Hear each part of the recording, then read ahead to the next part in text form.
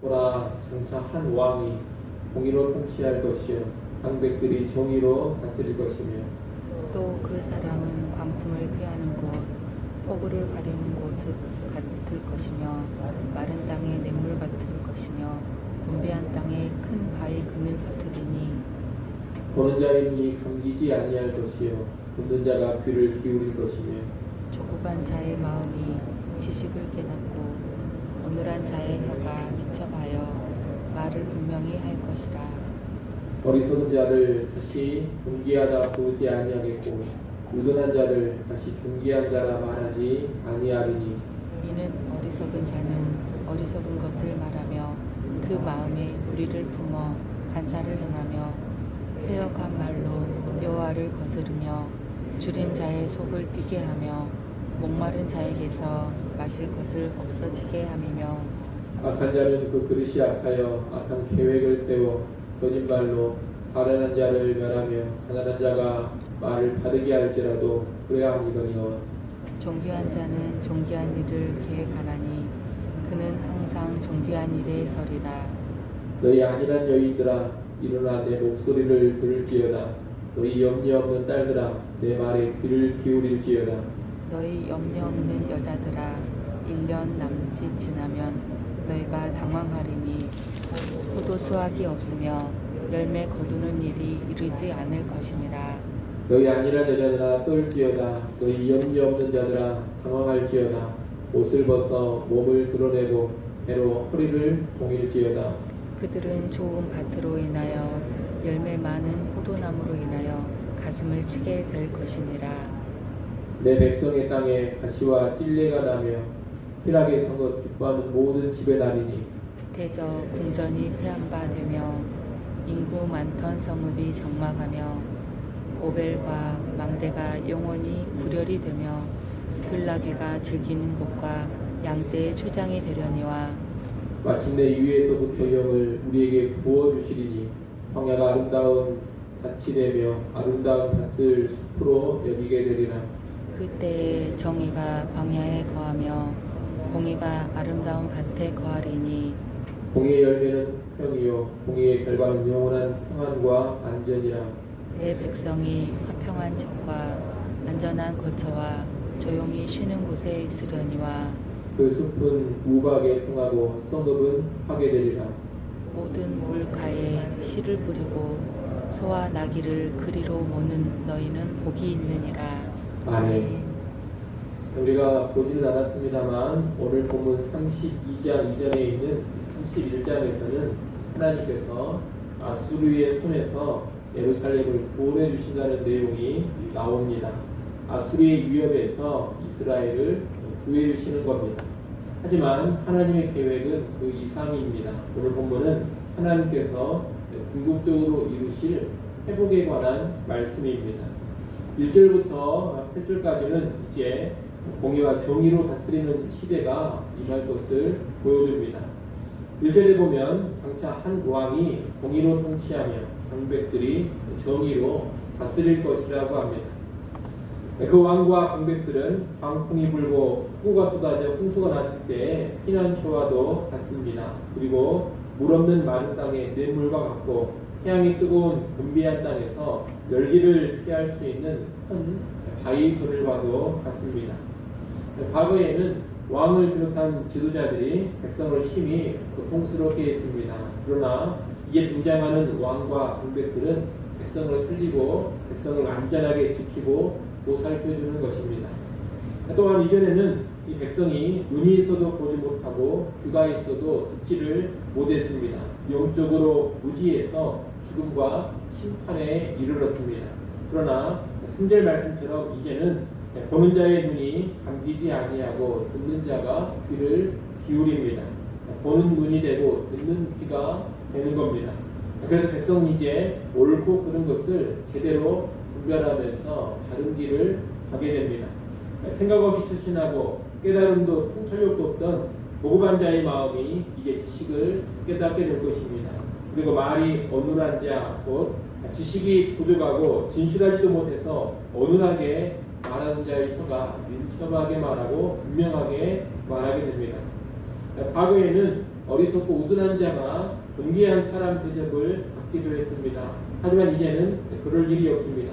5절 말씀을 한번 읽어보십시오. 5절 말씀 있습니다. 어리석은 자를 다시 존귀하다 부르지 아니하겠고 우둔한 자를 다시 존귀한 자라 말하지 아니하리니. 아멘. 백성들에게 지식이 바로 들어가고 백성의 분별력이 이제 명확해집니다. 그래서 누가 어리석은 자이고 누가 우둔한 자인지를 확실하게 알게 됩니다. 사람을 못판에서 그릇되게 축혀 세우고 악한 자를 훌륭하다 하면서 추종하는 그런 일이 이제는 사라지는 겁니다. 6절부터 8절까지 말씀은 이 5절 말씀을 구체적으로 설명해 주는 것입니다. 6절, 7절은 어리석고 악한 자의 모습입니다. 어리석은 자는 어리석은 것을 말하고 마음으로 죄악을 지어내고 불경한 짓을 저지르고 여호와를 거슬러 헤어간 말을 합니다. 굶주린 자, 목마른 자들을 돕지 않고 학대합니다. 또 악한 자는 댐데미가 앞에서 악한 계획을 세워 아른하고 가난한 자들을 괴롭게 합니다. 그러나 존귀한 자는 존귀한 일을 계획하고 존귀한 일을 위해 이뤘습니다. 8절이 존귀한 자에 관한 말씀입니다. 그런 어리석은 자와 악한 자의 불의에 노출된 빈곤한 자들을 돕고 정의와 공의를 바로 세우는 일을 하는 것입니다. 과거에는 실상 어리석고 악을 행하는 자들임에도 불구하고 그들을 존귀한 자로 여겼습니다.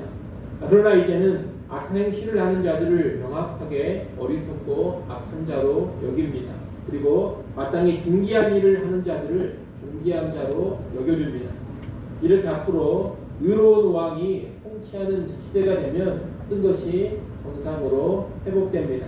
그 왕의 통치 아래에서 방백들도 바로 서고 백성도 바로 섭니다. 악하고 어리석은 자들은 그 정체가 다 드러나면서 올라갑니다. 정의와 공의가 올바로 서는 것입니다.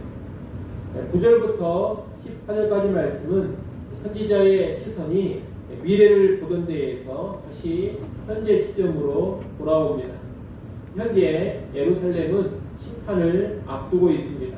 앞서 심판 후에 회복을 말했지만 현재 상태는 심판당하기 직전입니다.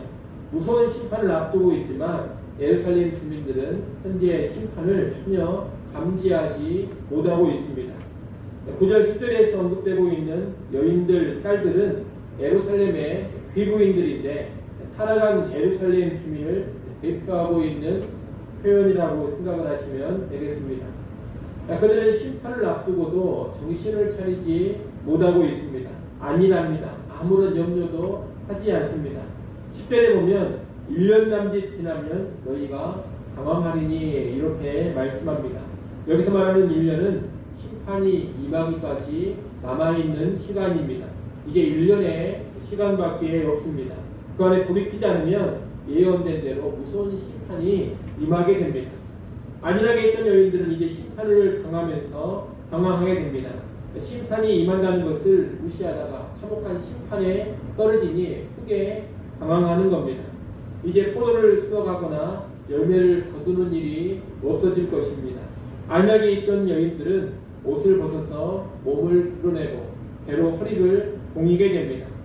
11절에 그 말씀이 나오는데 옷을 벗어 몸을 드러내는 것은 포로로 끌려가는 수치를 의미합니다. 그리고 배로 허리를 공이는 것은 애통하게 된다는 뜻입니다. 심판을 무시하며 안일하게 살던 여인들이 이제 심판에 떨어져서 커다란 수치를 당하고 애통하게 된다는 겁니다. 풍성한 수출을 주던 땅은 이제 황폐해집니다. 그 땅에는 가시와 찔레가 나고 궁전은 파괴되고 많은 사람이 살던 성읍은 사람들이 다 죽고 사라져서 적망하게 됩니다. 오벨과 망대는 들짐승이 사는 구별이 되고 양떼가 다니는 초장이 되어버립니다. 14절 하반절에 보면 오벨이라는 말이 나오는데 이 오벨은 예루살렘 성전의 남쪽과 다윗성 사이에 있는 언덕을 가리키는 말입니다. 그 오벨이 황폐하게 된다는 겁니다. 다시 말하면 예루살렘이 황폐해져 버리는 겁니다. 이렇게 예루살렘에 임하는 심판을 말하고서 15절로 가면 다시금 회복에 관한 말씀을 주고 있습니다. 15절부터 20절까지는 회복에 관한 말씀을 다시 하는 겁니다. 황폐해지는 심판이 임하지만 그것이 끝이 아닙니다. 심판하신 하나님께서 이제 회복의 역사를 또 일으키십니다. 15절 말씀을 한번 읽어보십시오. 15절 말씀 읽습니다. 마침내 위에서부터 영을 우리에게 부어주시리니 광야가 아름다운 밭이 되며 아름다운 밭을 숲으로 여기게 되리라. 아멘.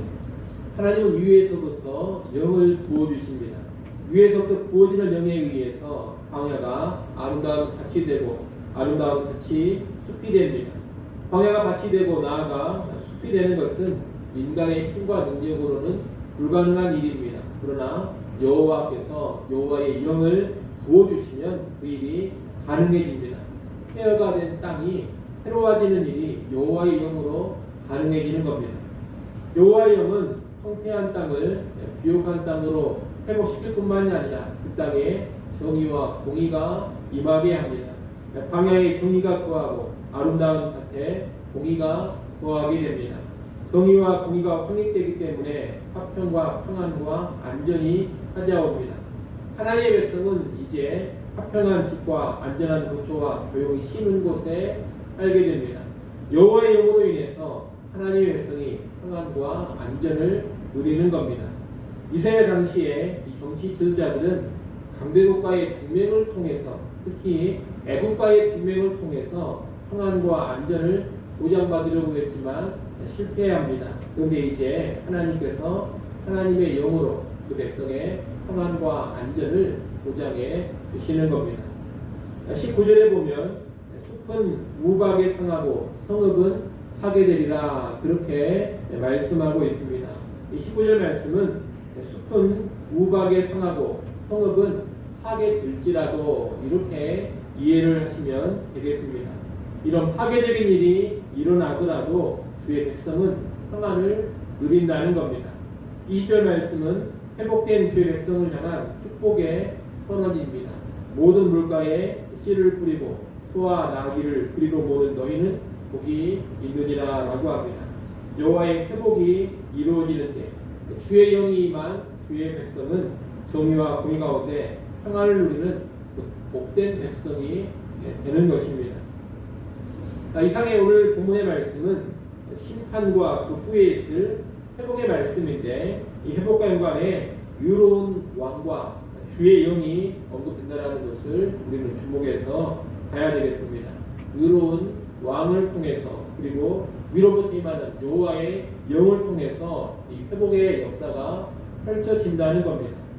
우리는 이 회복의 말씀이 예수 그리스도와 성령의 임하심을 통하여서 성취되었다는 것을 알아야 합니다. 1절에 있는 의로운 왕은 예수 그리스도로 이어집니다. 그리고 15절에 위로부터의 영은 오순절에 강림하신 성령님으로 이어집니다. 간단히 말하면 예수 그리스도와 성령의 사역을 통해서 이 땅 가운데 온전한 회복의 역사가 펼쳐진다는 겁니다. 이 회복의 역사를 달리 말하면 하나님 나라가 임한 것이다 이렇게 말할 수 있겠습니다. 이 하나님의 나라는 메시아이신 예수님께서 성령으로 통치하시는 나라입니다. 그 하나님의 나라에서는 예수 그리스도만이 아니라 모든 영적인 지도자들도 의로운 지도자들이 되고 백성도 영적으로 살아난 백성이 됩니다. 하나님 나라의 백성들은 볼 것을 바로 보고 들을 것을 바로 듣습니다. 그래서 정확한 분별력을 가지게 됩니다. 그래서 악인들이라든가 어리석은 자들에게 휘둘리지 않게 되는 겁니다. 진정한 하나님 나라의 백성들은 거짓 선자들에게 미혹당하지 않습니다. 악인들에게 휘둘리지도 않고 악인들에게 속아 넘어가지도 않습니다. 또한 죽어버리고 황폐해진 세상이 성령의 능력 가운데 회복됩니다. 성령은 복음을 통해서 이런 변화의 역사를 일으켜 가십니다. 황폐한 곳을 풍성한 곳으로 정의와 공의가 사라진 곳을 정의와 공의가 다시 구현되는 곳으로 변화시키십니다. 그래서 주의 백성들이 평안과 안전을 누리게 됩니다. 심판을 받는 세상 속에서도 주의 백성은 평안을 누리는 복된 백성이 되는 겁니다. 이런 일들이 예수님께서 오시고 성령이 강림하심으로 이미 시작이 되었고 지금도 하나님 나라의 모습으로 일어나고 있다는 것을 우리가 알아야 되겠습니다. 그리고 장차 재림의 날에 오늘 본문의 말씀이 완전히 완성된 모습을 보여주게 될 것입니다. 우리는 그 완성의 날까지 성령으로 다스리시는 예수님의 통치를 받아가면서 풍성한 삶, 정의와 공의의 삶, 평안의 삶을 살아갑니다. 더불어서 황폐한 세상을 복음으로 변화시키고 정의와 공의를 이루어가는 그러한 일에 동참해 가는 겁니다. 그렇게 살아가다가 완전한 하나님 나라를 유업으로 받아 누리는 것이 택한 백성의 결과적인 모습입니다.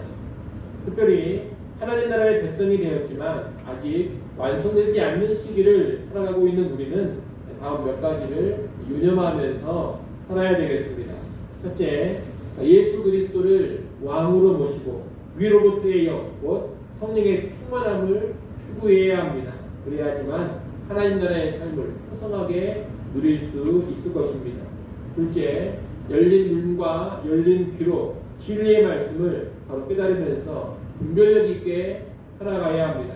그래야지만 거짓되고 위선적인 악인들, 가짜들에게 속지 않을 것입니다. 셋째, 정의와 공의를 추구해야 합니다. 현재 세상에 완전한 정의와 완전한 공의가 구현되지는 않지만 하나님 나라의 백성은 지속적으로 정의를 추구하고 공의를 구현하는 삶을 살아야 합니다. 정의와 공의가 하나님 나라의 중요한 가치입니다. 그리고 이 정의와 공의를 실현하는 삶의 비례해서 우리의 평안과 안정이 더 충만하게 보장이 될 것입니다.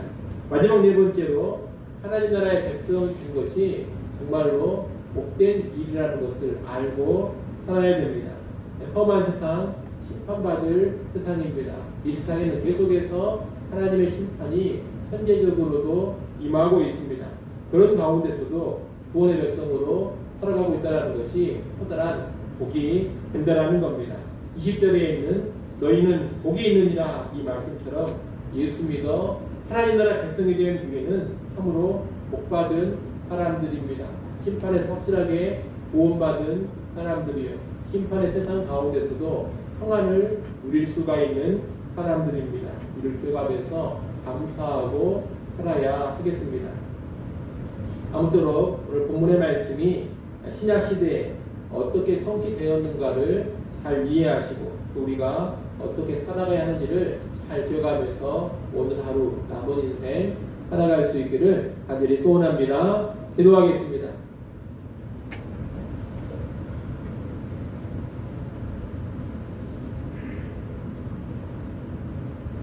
하나님 아버지, 하나님께서 이루시는 회복의 말씀이 예수 그리스도와 성령의 오심을 통하여 성취되었음을 우리가 잘 깨닫게 하여 주시옵소서. 예수 믿은 우리 성령의 내주가 있는 우리가 이 회복의 역사에 이미 동참하였음을 알게 하시고 하나님의 말씀 따라 온전한 회복의 삶을 이 땅에서 살아가게 하여 주시옵소서. 예수의 통치를 잘 받아가게 하시고 성령의 충만한 삶 살아갈 수 있기를 간절히 소원합니다. 분별력 있게 살아가게 하시고 이 땅에서 정의와 공의로 살게 하여 주시옵소서. 심판받는 세상 속에서도 하나님께서 주시는 놀라운 평안을 누려가게 하여 주시옵소서. 아버지 하나님, 시간 하나님 앞에 나와 주의 백성이 엎드립니다. 우리를 긍휼히 여겨 주시옵소서. 아버지 하나님, 간구하는 제목 들으시고 놀라운 응답 허락하시기를 간절히 소원합니다. 나라와 백성 주님 기억하시고 은혜 베푸시기를 간절히 원합니다. 심히 혼돈스러운 상황 가운데서도 하나님 은혜 베푸사 안정되게 하시고 전염병의 상황이 속히 진정되게 하여 주시옵소서. 주일입니다. 예배는 시간 하나님 함께해 주시고 예배가 더 많이 방해받지 않도록 우리 하나님 은혜 베풀어 주시옵소서. 예배당에 나와서 또 가정에서 예배하는 모든 성도들 기억하시고 하나님 앞에 합당한 예배자로 서게 하여 주옵소서. 예수님의 이름으로 기도드리옵나이다. 아멘.